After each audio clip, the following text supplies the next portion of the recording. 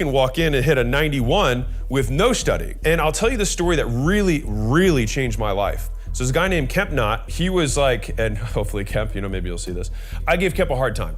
I did when I was in high school. And he was a kid who didn't catch on to stuff as fast. And you know what, Kemp's a successful guy now, he's done great. But this thing happened. So all of high school, I kind of gave this guy a hard time. And when we went to go apply to colleges, I wanted to go to Duke. So Duke's a top 5 school in the US, and I didn't get into Duke. I ended up going to Vanderbilt, which is also obviously a great school, but I wanted to go to Duke. And guess who got into Duke?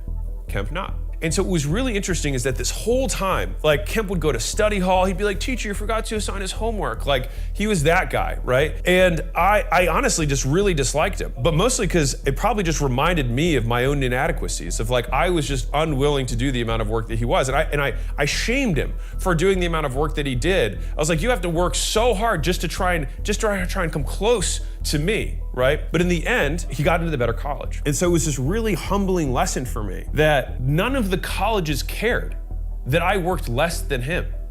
They just cared about who had the best applications and who had the best grades. And it was this really like very eye-opening experience.